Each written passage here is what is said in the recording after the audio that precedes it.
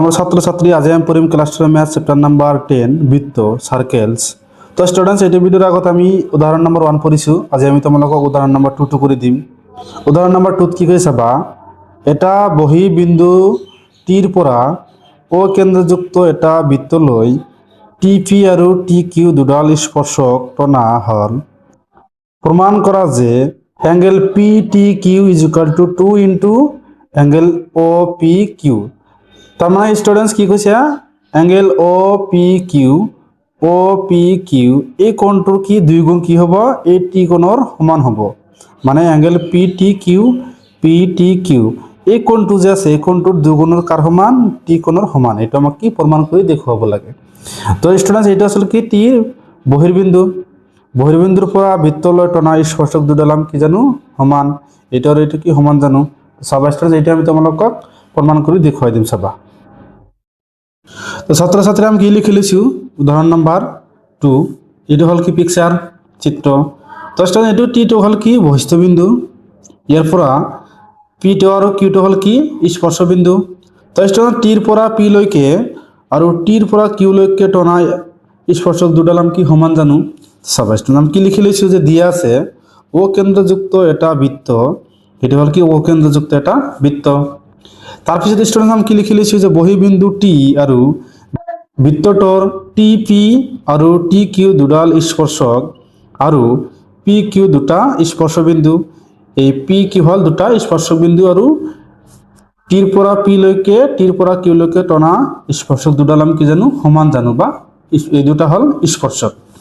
তারপিছত আমাক কি প্রমাণ কৰিব লাগে যে প্ৰমাণ কৰিব লাগে যে angle PTQ is equal to 2 into angle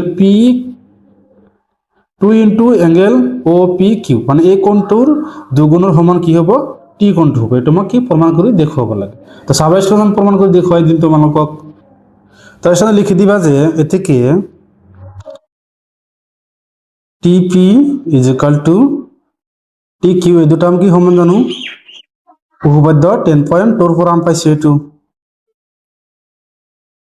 বহিস্থবিন্দুৰ পৰা টনা স্পৰ্শক দুডাল কি জানো সমান টিপি আৰু টিকিউ দুটা আমি সমান জানো। এটা সমান লিখিছো। তারপরে সাবাস্টনের ত্রিভুজটা আমি কি জানো এই ত্রিভুজটো আমি এটো কি সমদ্বিবাহু ত্রিভুজ জানো, কারণ এই বাহুটো এই বাহু আর এই বাহু আমি সমান জানো। যে ত্রিভুজের দুটা বাহু সমান তাকে আমি কি সমদ্বিবাহু ত্রিভুজ বুলি কওঁ। তো সেইকাৰণে আমি কি লিখিম যে ত্রিভুজ টি পি কিউ এটা সমদ্বিবাহু ত্রিভুজ। কি লিখে লিছো যে টিপি কিউ এটা সমদ্বিবাহু ত্রিভুজ। তো আমি কি জানো এই বাহু দুটা যদি সমান হয় তাহলে এই কোণ দুটো আমি কি জানো সমান জানো। কি জানো আমি কোণ দুটা সমান জানো। তার মানে এনেকৈ লিখিবা যে ইমপ্লাস angle TP Q is equal to angle T Q P. এটা তোমালোকে 1 নম্বৰ সমীকৰণ দি থবা, এটা আমাৰ লাগিব অলপ পিছত। তাৰপিছত আমি স্টুডেন্টস কি লিখিম যে ত্ৰিভুজ টিপি কিউৰ পৰা কি লিখিম চাবা ত্ৰিভুজৰ তিনিটা কোণৰ যোগফল কিমান জানো 180 ডিগ্ৰী। এটা আমি লিখিম এতিয়া চাবা যে plus angle TP Q plus angle T Q T plus angle P T Q is equal to তিনিটা কোণৰ যোগফল কিমান জানো 180 ডিগ্ৰী। তো চাবা স্টুডেন্টস আমি কি জানো টি কিউ পি এটা আমি কি টি কিউ পি এটোৰ সমান আমি এইটো জানো, তেনেহলে এইটো ঠাইত আমি এইটো লিখিম 1 নম্বৰ সমীকৰণৰ পৰা। চাবা আৰু এইটো যে আছে এইটো আমি কি সফালে লৈ যাম, প্লাস আছে সফালে গলে কি হ'ব মাইনাস। চাবা এইটো আমি এনেকৈ লিখিম টি পি কিউ প্লাস এইটোৰ সমান আমি কি লিখি পাৰো যেহেতু এইটো সমান লিখিম আমি যে T P Q plus P T Q is equal to 180 degree. এইটো লিখিবা যে 1 পৰা। চাবা ইয়াত কি আছে দুটা আছে, তেনেহলে আমি কি লিখিম 2 into angle TP Q is equal two এটো প্লাস আছে সফালে গলে কি হ'ব মাইনাস, কি হল লগত মাইনাস হ'ব 180 লগত মাইনাস হ'ব অ্যাঙ্গেল পি টি কিউ। চাবা তাৰপিছত চাবা এইটো কি ইয়াৰ লগত কোন হিচাপত আছে সফালে গলে কি হ'ব ডিভাইড হ'ব মানে এনেকুৱা হ'ব angle T P Q is equal to একদম ভাগ কৰি দিম 180 ডিভাইড বাই 2 এইটো ভাগ হ'ব এইটো ভাগ হ'ব কিহেৰে 2 ৰে ভাগ হ'ব angle P T Q divide by 2 just এইটো ডিভাইড কৰিলে কিমান পাওঁ আমি 90 পাওঁ আৰু এইটো আমি ডিভাইড কৰিব নোৱাৰো আমি লিখিম চাবা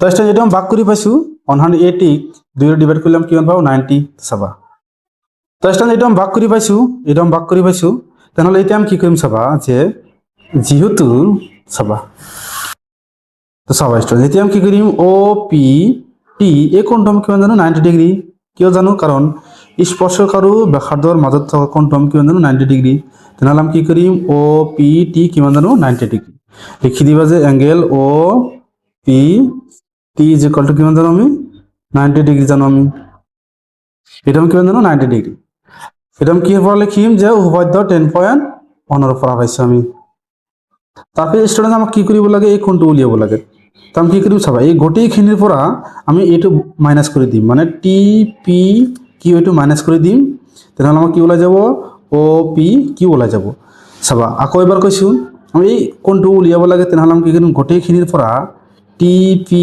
কিউ মাইনাস কৰি দিম আমাৰ কি ওলাই যাব ও পি কিউ ওলাই যাব চাবা আমি এটা এনেকৈ লিখিম যে plus angle O P Q is equal to কিহৰ পৰা মাইনাস কৰিম এংগেল ও পি টিৰ পৰা কিহক মাইনাস কৰিম এংগেল টি পি কিউক আমি মাইনাস কৰিম চাবা এটা আমি কিমান ডিগ্ৰী জানো ও পি টি এটা আমি কিমান ডিগ্ৰী জানো 90 ডিগ্ৰী তুমি ইয়াত বহাই দিয়া মাইনাস টি পি কিউ এটা আমি কিমান জানো চাবা স্টুডেন্টস টি পি কিউ এটা আমি কিমান জানো 90 degree minus angle P T Q divide by Q এটা আমি ইয়াত লিখি দিম চাবা 90 degree minus angle P T Q divide by 2 এটা আমি কি কৰিম মাইনাসেৰে এই গোটেইখিনি পূৰণ কৰি দিম চাবা 90 ডিগ্ৰী মাইনাস প্লাস কিমান হ'ব মাইনাস এই মাইনাস আৰু মাইনাস পূৰণ কৰিলে কিমান হ'ব plus angle P T Q divide by 2 minus 90 plus 90 কি যাব কেনসেল তাহলে কিমান থাকে angle P T Q divide by 2 just হফালে আমাক কিমান আছে জাস্ট বাফালে আমাক কিমান আছে angle O P Q is equal to angle P T Q divide by 2